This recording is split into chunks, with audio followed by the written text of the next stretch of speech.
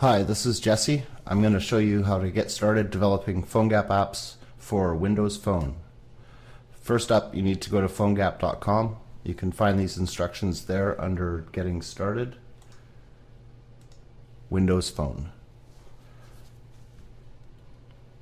The requirements are listed here. The first thing that you're going to need to do is install the Windows Phone SDK. I'm not going to explain how to install Visual Studio. The steps are outlined very clearly by Microsoft, and the tools are free. So we're going to move straight on to the next step, which is getting the PhoneGap code for Windows Phone. Switching back to PhoneGap.com, the download link here is going to link to a zip download of the full source code. Currently, this zip file is pointing at version 1.2 and it hasn't been updated for our changes for 1.3. So I'm going to go directly to the source and get it.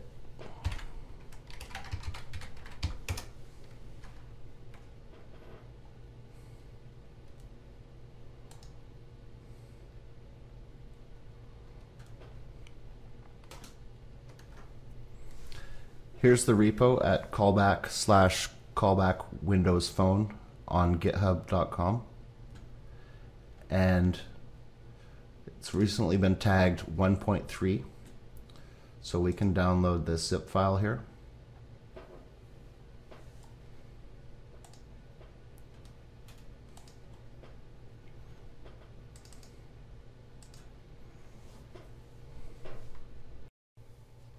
So this zip file contains the full source code for PhoneGap for Windows Phone.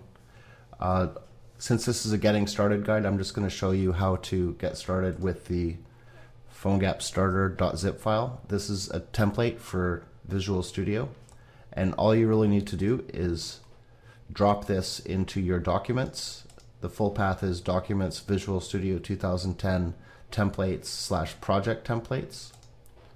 If we just drop this file in there, we don't unzip it or anything, and then we start Visual Studio for Windows Phone, and we go New Project. We now have a PhoneGap starter template.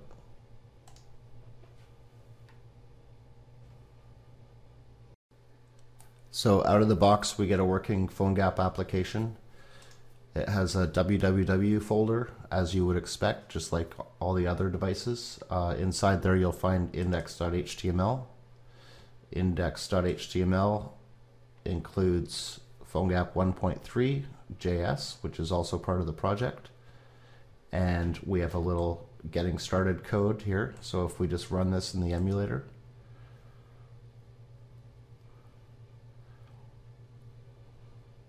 we have a running PhoneGap application on Windows Phone, and it's outputting the version number of 1.3. Looking at the source code, we can see console.log on device ready. The device ready event works exactly the same as it does on the other devices. So we add a listener for it, and when it happens, then we're just going to output window.device.phonegap, which is the 1.3.0 version.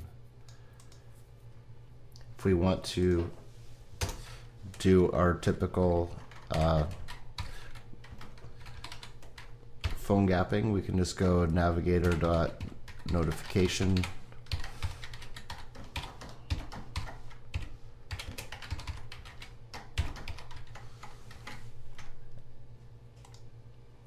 give that a run.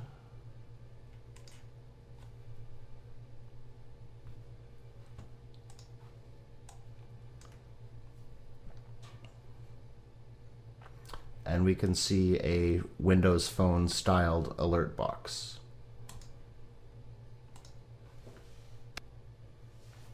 One really nice thing about working with Visual Studio and PhoneGap for Windows Phone is we've redirected all the console log from JavaScript, so this will actually show up in the output of Visual Studio.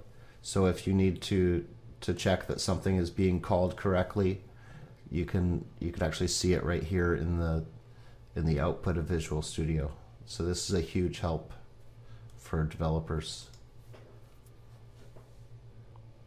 One important thing we have to be aware of is the way that Visual Studio projects treat content. So if we look at the www folder here, we can see that index.html is specified with the build action of content. This instructs Visual Studio that this should be wrapped with the rest of our application and deployed to the device. If I choose to add an existing item, and I'll grab an image here, I'll get rid of that alert. I'll throw an image tag in here.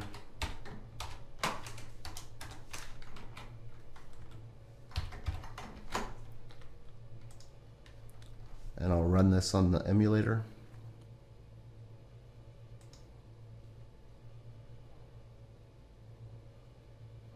We can see that the image itself didn't actually show up. So if this is the case, it's probably a situation where you've just added an item but you didn't specify that you want it built into your application as content. So just changing that to content and running the application.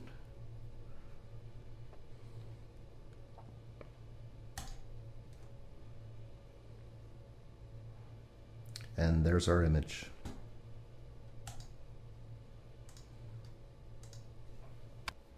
So you now have enough information to get started developing PhoneGap applications for Windows Phone. Here's my information. PhoneGap.com is your normal source for all news related to PhoneGap. You can check out the docs at docs.phonegap.com. You can follow the wiki at wiki.phonegap.com. My blog is risingj.com. And I blog frequently about Windows Phone and PhoneGap. And on Twitter, I'm Purple Cabbage.